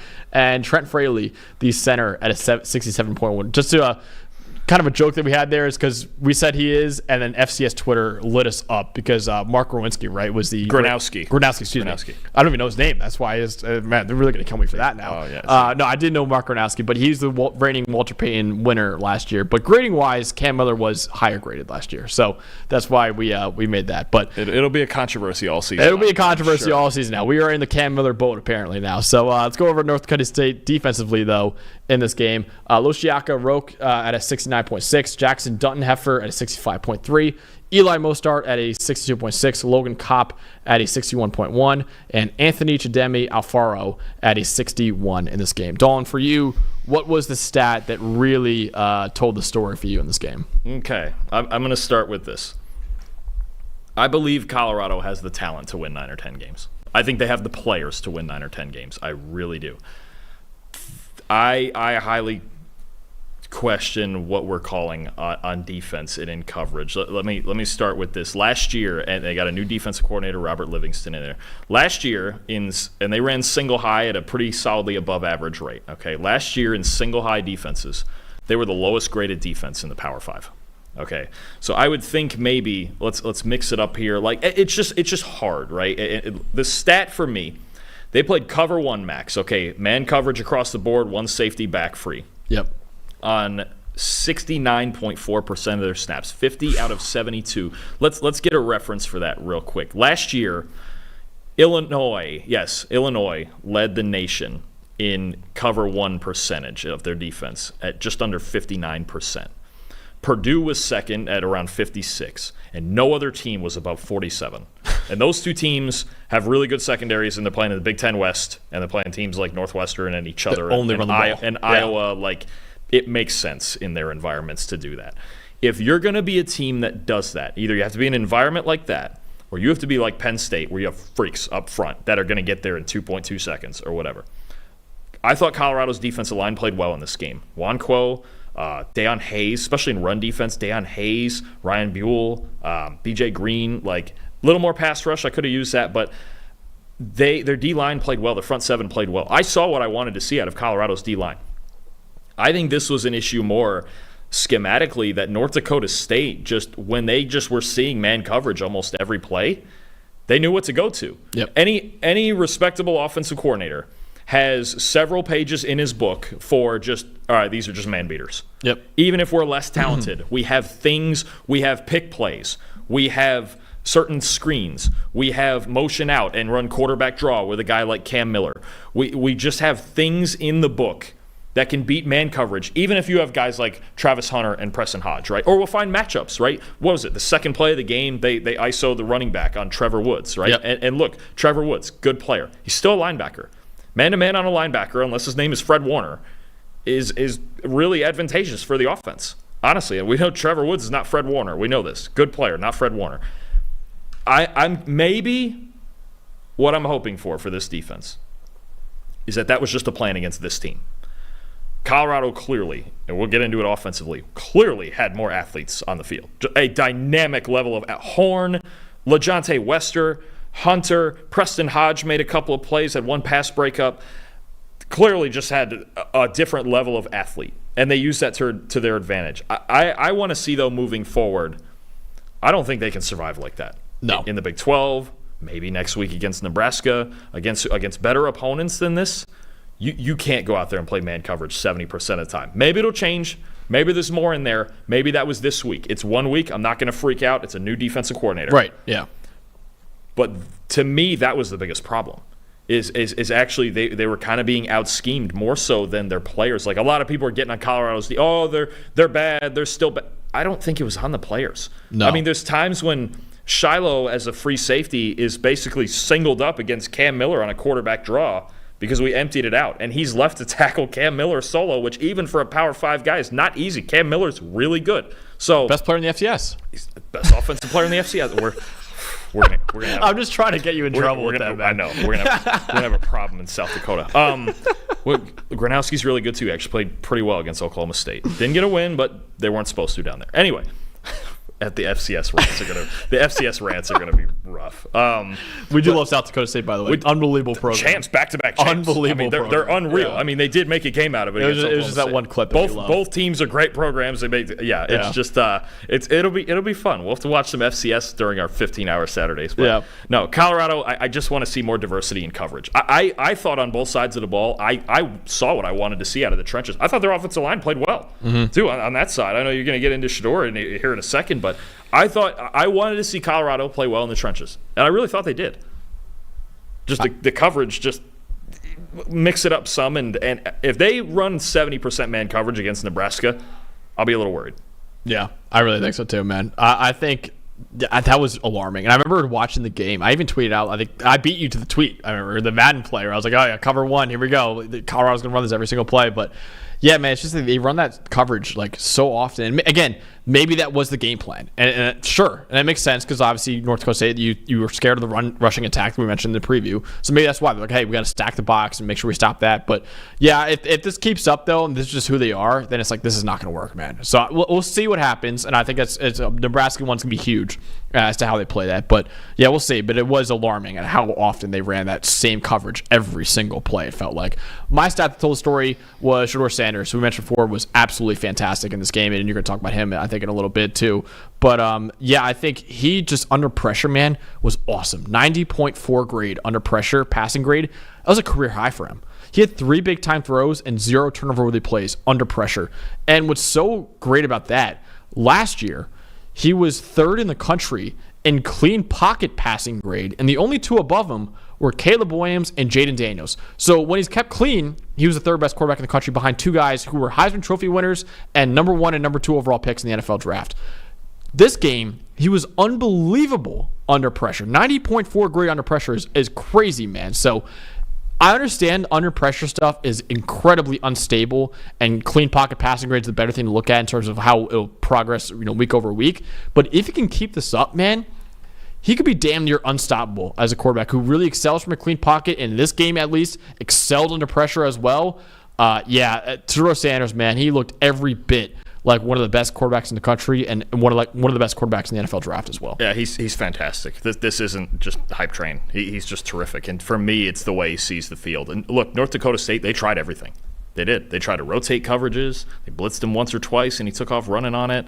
They tried man. They tried zone. They tried to sit back. They tried to sit everybody back. And he has an answer for everything. If he's clean enough and often enough, and I like that you bring up stuff under pressure because he can improvise. Yeah. As long as it's not like your O-line's beaten too bad. He's just got a little bit of everything. I don't think he gets enough credit for. I think him and Carson Beck are the two quarterbacks that see the field better than any quarterback in college football. And I actually don't think it's close. When you talk about seeing the whole field, I'm not a big fan of the late fade ball on first down under 2 minutes when the game is over. That was the one bad decision. But when you look at the way he plays the position, the way he sees defenses, and just the timing and under pressure, it just feels like there are stretches of games where he doesn't make bad decisions. Yeah. And we saw it last year. What, did he only throw 3 interceptions last year? Yeah. I mean, his floor, he and Beck's floor is just so high. The floor is incredible. And there's going to be debates. There's always debates with Colorado about lightning rod and off-field stuff and talking and wearing $100,000 watches or whatever we're doing. But you put on Shedeur's tape and you block out all the noise, that's an NFL quarterback. Yep. For me, absolutely. The more I watch him and the more I at least get to watch him operate in a good pocket and good off, and their pass protection was reasonably good. Wasn't like fantastic, but it was good enough, right? The more you get to watch him in those scenarios and just watch him break down coverages, that's a first-round pick. Yep. I'm in on this. I'm in on Shedeur. You take all the off-field stuff for all you want. That's an NFL quarterback because he sees the field from the neck up like an NFL quarterback. The more I think about it, man, and all offseason, we've tried to find other guys. It felt like Connor Weigman, Drew Aller, like anyone to be like, hey, this guy could be QB1, this guy could be QB1. Because you look at Shedeur and Carson Beck, they're not the sexy QB1 guys that some other guys, that Caleb Williams has been in the past. But the more I think about it, man, it's just like these just might be the first two quarterbacks off the board. Where it's just like their floors are just so high that we might not get a guy that explodes this year, right? And at the end of the day, they might not be elite quarterbacks in the NFL, but I just think their floors are so high. And I don't know. I think the more I thought about it, I was like, dude, these are just the first two guys off the board. I mean, I just think these two, Beck and Shedeur, are just so clearly above everyone else in college football right now that I just think they're, at least in the draft evaluation, that I think they're going to be the first two guys off the board. So, yeah, dude, Shedeur was outstanding. My most impressive player, Dalton, though, was Travis Hunter, who I said before, the best player in college football. Just pick him every week, why don't I'm going to do every week. Every time we have a Colorado game, it's just like, how is this guy doing this? It's Travis Hunter. Just the fact that he played 120 snaps and was still fine and walked away from it, yeah. Well, the first touch of the game, 41-yard touchdown. It's like, all right, there we go. Yeah, 137 snaps he played on offense and defense. He only missed 2 snaps the entire game on both sides of the ball. There were only 2 plays offensively and defensively that he was not on the field for that game. So he's a marathon man, and he was outstanding. Obviously, top 5 highest graded offensive player, top 5 highest graded defensive player for Colorado in this game as well. He had 7 catches on 8 targets for 132 yards and 3 touchdowns in this game. And one of those touchdowns, Dalton, how the hell did he catch that football, man? He was getting choke slammed basically by the defensive back and somehow caught it with one hand while he was falling down. Unbelievable catch. One of the best I've seen yet, man, honestly. And he averaged 3.4 yards per route run as well. So every time he was out there, he was getting targeted and he was making the most of it, man. So he was outstanding in this game, and he only allowed 14 yards on 33 coverage snaps as well, which is 0.4 yards allowed per coverage snaps. And he made 3 tackles without missing any tackles either. So this guy was out there every single play, and he was a great player on both sides of the ball for Colorado. And I've said this before, man, he is the Shohei Ohtani of college football, where it's just a great offensive player, great defensive player. I mean, he is just, in my opinion, he's the best player in the country. I wonder if we have a way, and it's probably not possible, if we had a way Fangraphs for Ohtani does composite WAR. They'll rack up his pitching WAR and his hitting WAR, and that's a little easier. I wonder if there's a way to get just one composite Travis Hunter grade. I'm sure our data science people would kill me out loud for saying this, but is it possible? I'm just curious if it's possible. If you put whatever that was, the 67 on defense and the 81 on offense, if you found a way to put those two things together and the value that is, what would one composite number look like for that? I'm just curious, but no, I'd be unreal. That's a freak of nature. You got a top 5 talent at receiver. You have a top 5 talent in the corner, and they're in the same body. You almost run out of things to say, but you're right. That last catch was ridiculous. Did you see the soundbite too? Before that, Just because the one he was interfered with before. And he's complaining to Shedeur. Shedor's like, dude, just catch the ball. Catch the like, all right. catch the effing ball. Yeah. Anyway, then he gets choke slammed again, and he does. Yeah, he does. That's magic, man. That's great. Also, I don't even know. Travis Hunter's a way better teammate than me, because if Shedeur ever was like, hey, catch the effing ball, I'd be like, dude, I'm playing 140 snaps right now. I'm gassed. Your quarterback says something, you listen. You shut up. I get it, but if I'm Travis Hunter, I'm like, dude, give me a break. Like, I'm out. Maybe that's a laziness in me, where I'm like, dude, I'm working my ass off right now. But you just got to listen to who's in charge. That's fair. You never do. We already do. I never do. No, I really do. I never do. Yeah, Travis Hunter was absolutely outstanding, man. And he has been a guy who's been outstanding ever since his true freshman year, Dalton. And so we're going to talk about right now some true freshman standouts, man. We had some guys that came out in this game and looked awesome. I think the one we should start with is Dylan Raiola, the Nebraska quarterback, who actually we'll be talking about in our preview when they play Colorado, big game next week. But new quarterback for Nebraska, 5-star recruit, first 5-star quarterback Nebraska's ever had, first 5-star they brought in 19 years. Nebraska royalty, with his dad being an All-American there and his uncle being the offensive line coach there. And Raiola lived up to the hype, man, at least in week one. Yeah, I saw the same thing that I saw from him in the spring game. It's that he doesn't look out of place. He just doesn't look like a true freshman, right? And the arm talent and the couple of crazy sidearm throws and the deep ball as he's being hit, those are all fantastic. It was a 79.9 either overall or passing grade. I think overall. Overall, yeah. Which is spectacular. Your first start, I don't care if it's against UTEP. Your first start, and there's an 18-year-old kid, 79.9. That's solid stuff, right? He just, the poise is there, man. Like, for the Colorado game next week, huge game, going to be the loudest game in Lincoln in a long time, right? Yeah. Especially the hype between those two teams. But I don't feel like a factor in that game is going to be Raiola being nervous. He's just not. He's just not nervous. The confidence, look, were there some misses? Yeah, but they were misses in execution. Not one time yet. And we haven't seen him much. Again, spring game, what we've heard from practice, and now this game.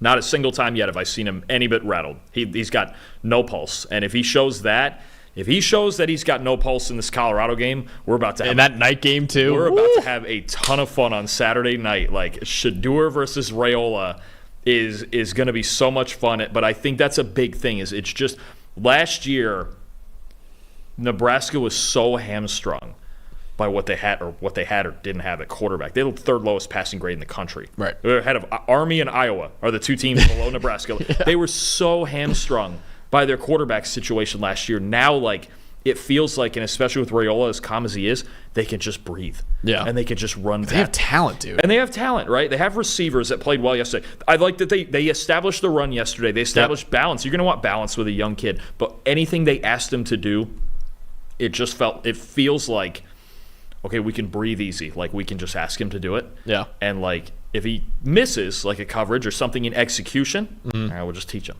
Yeah. But you're not worried about him, like, being nervous, being rattled, being just getting the shakes. Yeah. I don't see that at all with Raiola. To me, that's the thing you worry about with playing a true freshman quarterback, where you go, do you have the shakes? Are you going to come in here and you're just going to, it's like, oh, my God, now I'm in front of 90,000 people. He doesn't have that. No, he's built for it. No pulse whatsoever. He's built for it, and this is going to be so much fun next Saturday with him. I cannot wait, man. 2 big-time throws, no turnover-worthy plays as well. He looked fantastic, and there's the poise in that game, man. And the fact that, like, that sidearm throw he made for a first down, and he was feeling it, man. I cannot wait for that game against Colorado. It's going to be a big one. And then I think we just got to group all these guys together. The true freshman receivers out here, man. Holy hell. This receiver class we have, this true freshman class, man. I actually was doing research. I'm writing an article about it. We had 7 5-star receivers in the 2024 class, tied for the most since 2008. And 3 of the top 5 overall recruits were wideouts, which has never happened before since recruiting rankings began in 2000, man.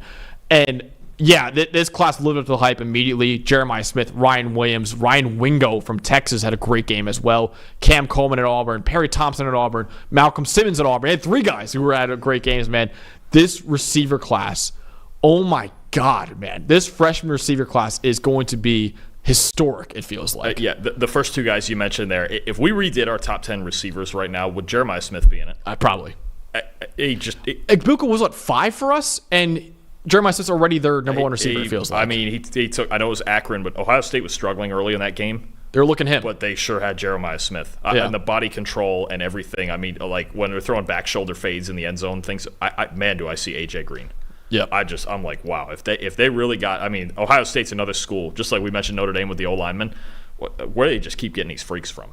Yeah. I know they're high on the recruiting boards, but like they just keep going to Ohio State. And then Ryan Williams is a huge development. Yeah. But was it 2 catches for $140 and 2 touchdowns? 2 catches on 2 targets for 139 yards and 2 touchdowns, 69.5 yards per catch he averaged. That's what they need. That's the guy. And I know they have other veteran guys, Prentice and Law and Bernard, and that's the guy though. They need it's Kalen DeBoer. Mm-hmm. They want to throw the ball deep. It's Jalen Milroe. They want to throw the ball deep. Even if Ryan Williams catches even 2 balls a game. 3-4 balls a game. It doesn't have to be high volume. Yeah, that's what they needed. Yep. It's that guy because DeBoer's offense. If they get on your safeties and you don't get to Milroe, which you probably won't between his rushing and their offensive line, if DeBoer's offense gets on your safeties, you've got a problem. You've got a real problem. And Ryan Williams is a guy that can get on your safeties. Oh my God, in a hurry. Yeah, look, he ran a 10.4. 100-meter dash as a high school sophomore. That's crazy. The wide receivers are the biggest question I had about Bama. I still put them in the playoff, but they're the biggest question I had. Ryan Williams is a solution. Yep. That absolute. Even if it's for 4 or 5 targets a game, he's the guy that can get on your safeties and make Kalen DeBoer's offense that thing that he had with Washington and Penix and all those guys. Because that's if Ryan Williams is that good, Alabama's a nightmare again. Yeah. That's those 2 guys specifically. That's a real thing to watch for, not just for their development, but for like the playoff and the national title picture. He's the Isaiah Bond replacement, man. He's a perfect replacement for Isaiah Bond, man, and he's already making an impact as a true freshman. And Jeremiah Smith, just recap, 6 catches and 8 targets for 92 yards and 2 touchdowns, caught all 3 of his contested targets as well. Ryan Wingo, Dawn, 90.8 grade, 4 catches on 4 targets for 70 yards and 3 missed tackles as well. So he had a great game. And then the 3 Auburn guys, Malcolm Simmons, who wasn't a 5-star, but he had 3 catches for 91 yards and a touchdown.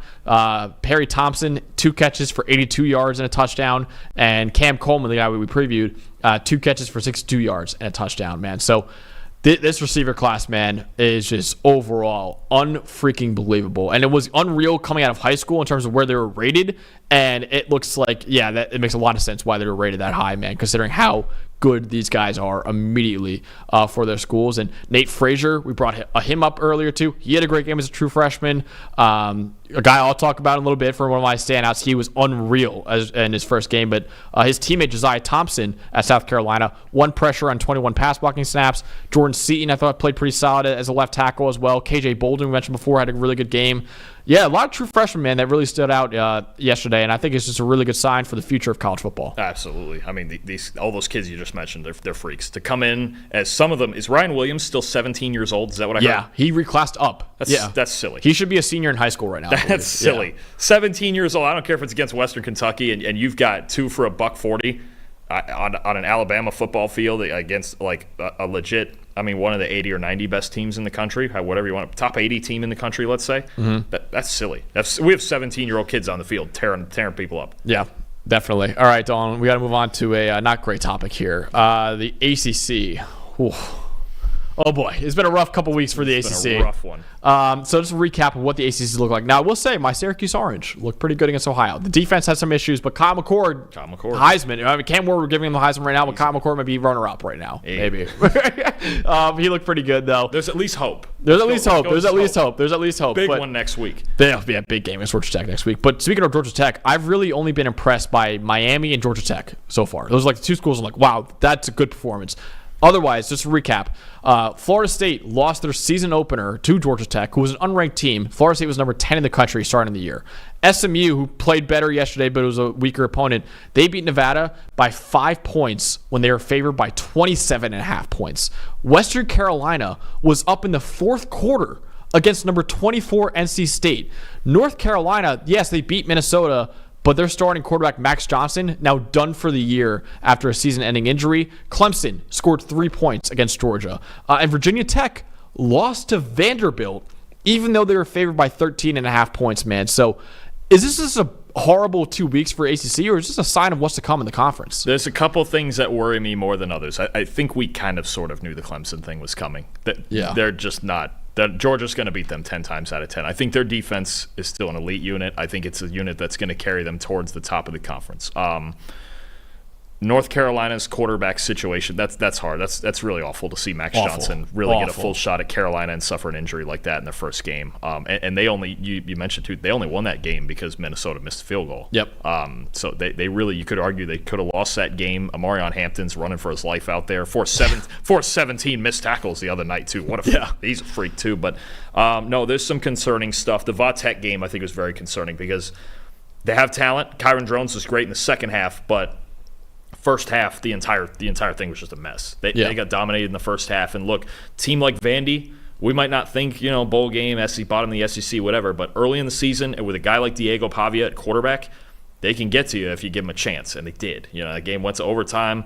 Drones was cramping up at the end and couldn't play the last drive in overtime, but it's all around the ACC, it's very concerning, and it's weeks like this where you go when some people thought, oh, maybe the ACC is only going to get one team in the playoff. Yeah, that's an issue because you go out of conference, or if you're Florida State, you lose a game where you're a favorite, and you go, well, now we're going to have a real fist fight. And to top it all off for the rest of those teams you just mentioned is the contrast of how darn good Miami looked. Yeah. Because right now, after a week, I'm sitting here thinking Miami is everyone else right now. I might have regretted picking Clemson to win the ACC over Miami because Miami looked like far and away. Louisville looked good too, but that was a lesser FCS opponent, I believe. There's a couple other teams that looked good against lesser opponents. Yeah, sure. Yeah. Miami, after 1 week, it's Miami and it's everybody else. Yep. And we'll get into conference play, and these teams know each other well, and Miami's got a relatively easier schedule. I know they go to Louisville. They got a couple of tough games. Florida State game's always fun, but,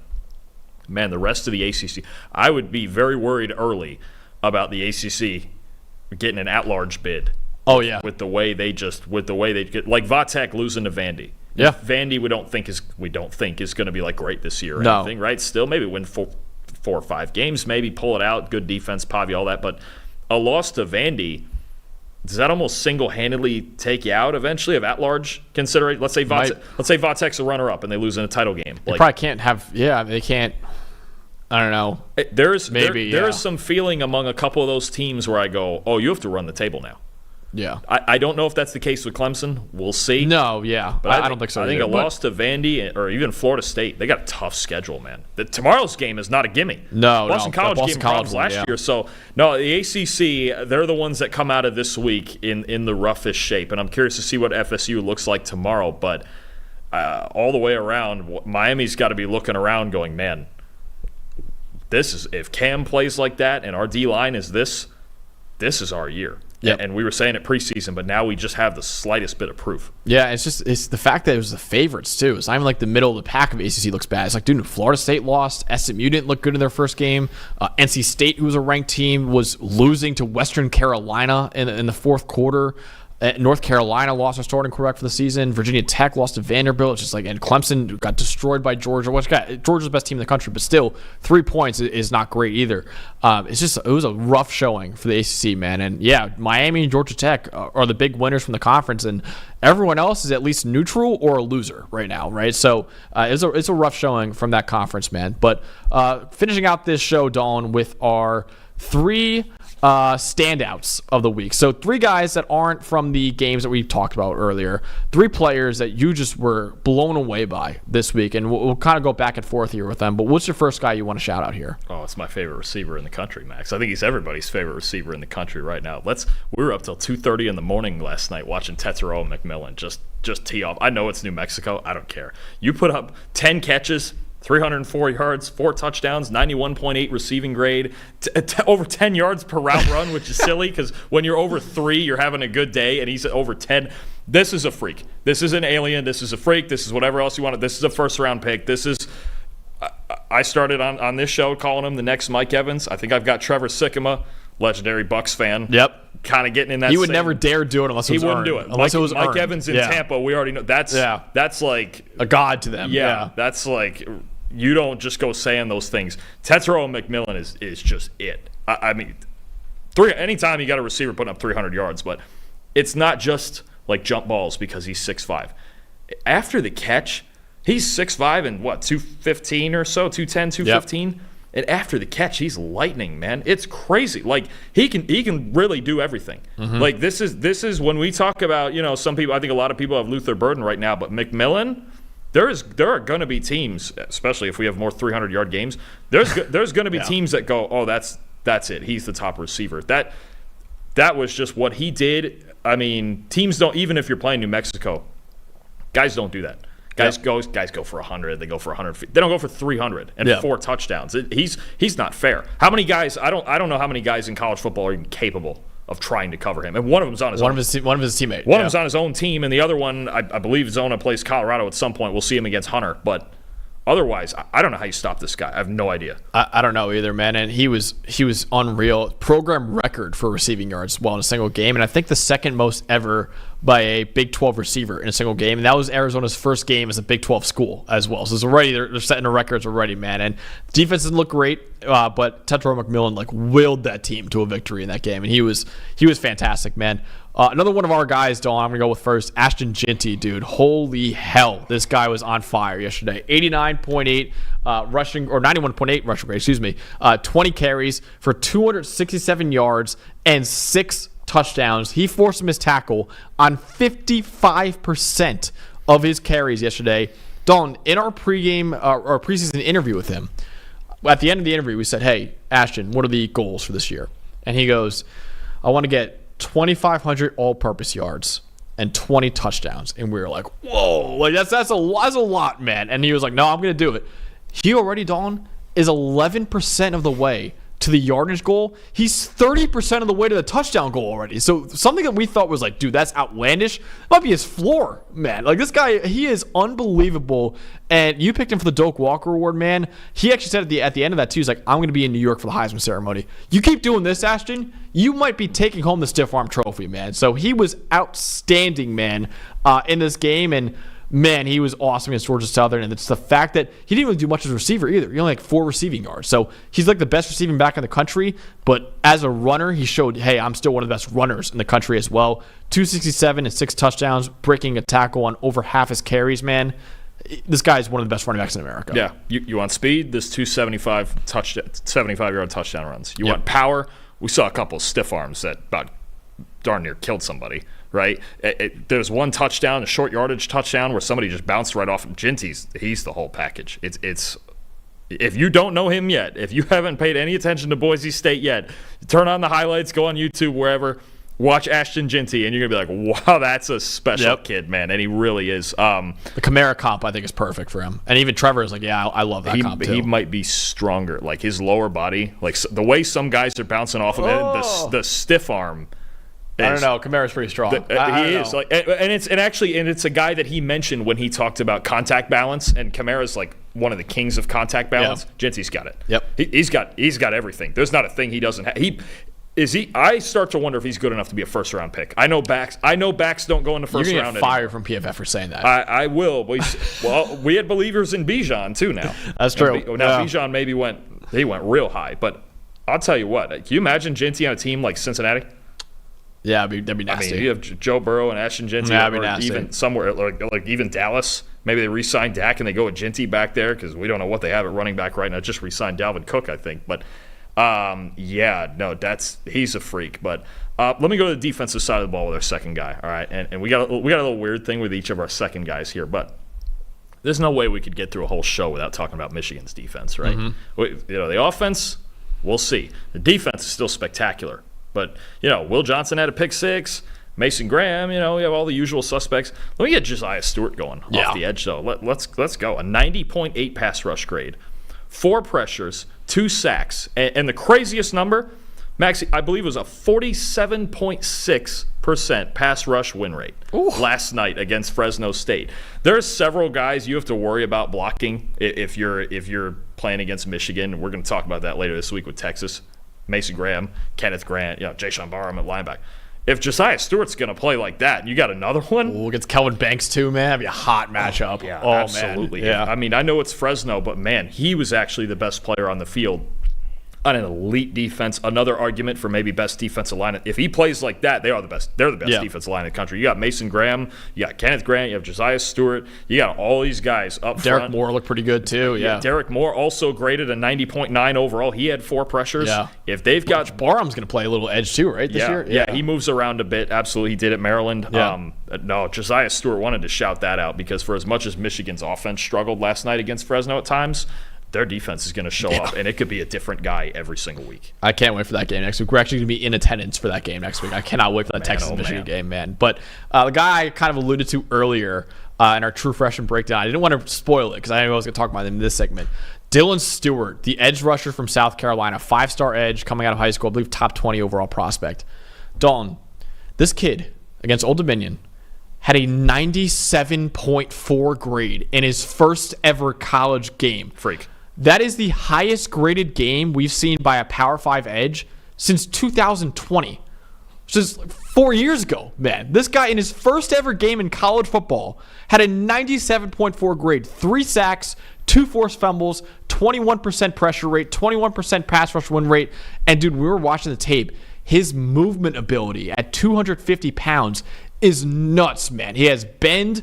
He had a ghost move that he broke out like 3 different times, and every time it worked. He was unbelievable in this game. Again, 97.4. I got to look up, like, for true freshman, where that ranks for a single game grade. But, dude, 97.4 is, like, outlandish numbers. Again, I get it's Old Dominion, and we'll see what he does in the SEC. But this kid already looks like an absolute stud for South Carolina, and he was unblockable in that game against Old Dominion, man. Yeah, he was, and 2 forced fumbles as well, getting after the football, playing pretty well in the run game. I think a grade in the mid to high 60s. No, we were watching that last night.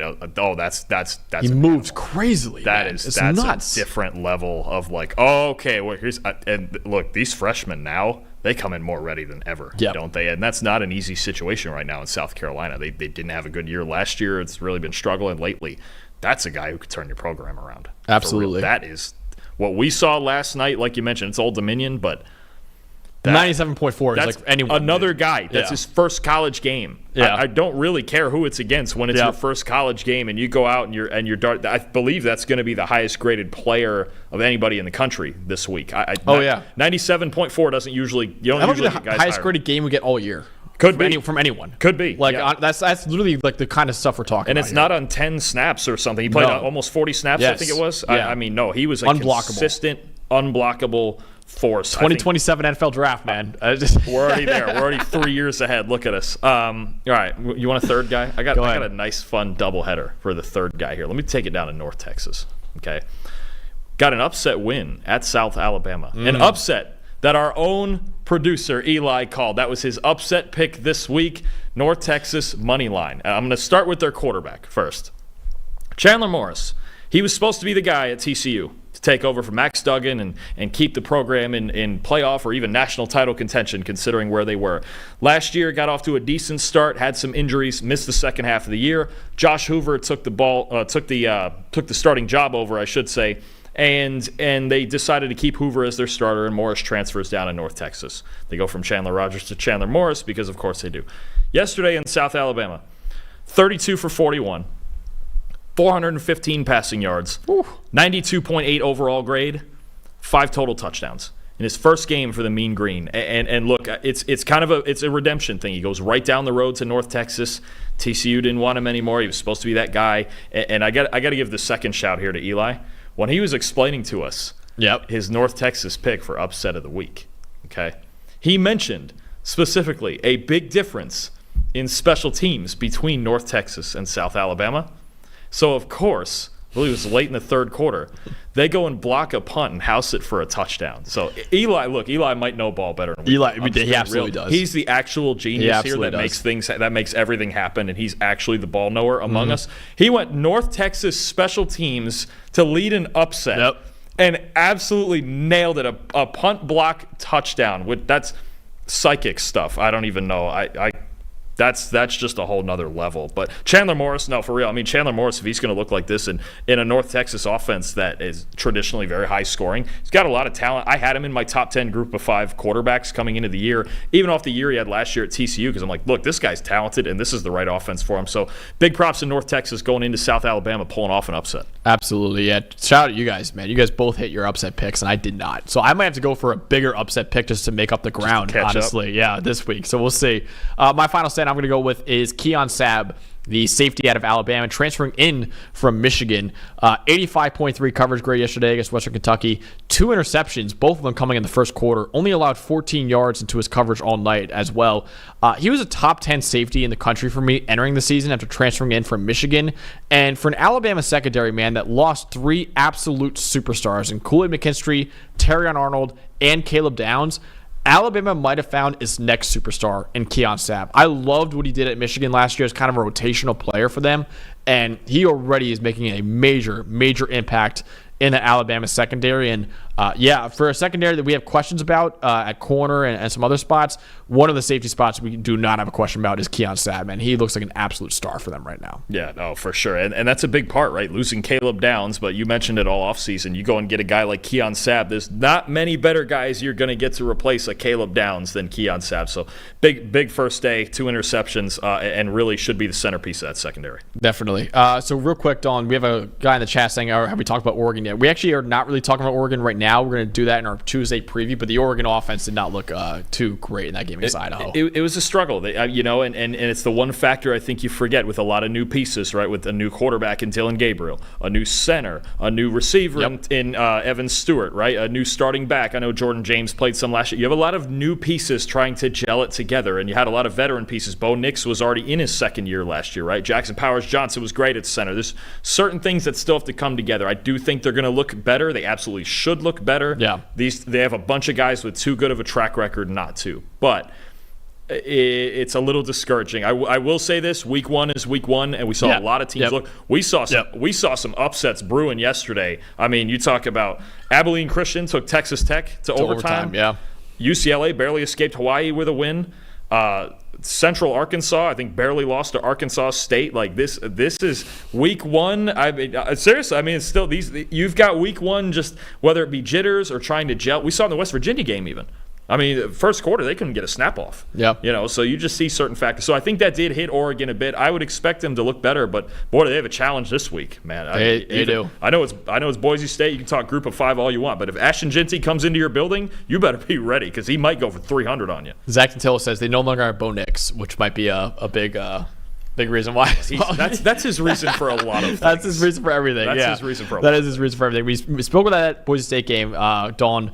Obviously, we do our Tuesday night preview show at 6 p.m. We preview the 5 biggest games of the week. So we're actually going to reveal our 5 games we're going to preview for Tuesday night. So make sure you guys tune into that. And also all the videos will be coming out afterwards anyways. But Texas at Michigan. Iowa State at Iowa. Tennessee, Eli's new school, against NC State, Colorado at Nebraska, and Boise State at Oregon. Those are the 5 games that we will be previewing for week 2 of college football. So maybe not as star-studded as the week 1 preview in terms of the absolute massive games we have, man, but those were 5 really, really interesting games for week 2, I think. Texas-Michigan might be the biggest non-conference game of the year in college football. It's going to be just an incredible matchup in the Big House at noon. We'll be there for it. It's going to be that's a barn burner. And then honestly, man, with the way Raiola played yesterday, oh my God, that game, the Raiola against Shedeur, Colorado, awesome. Nebraska. You thought it was fun last year, yeah.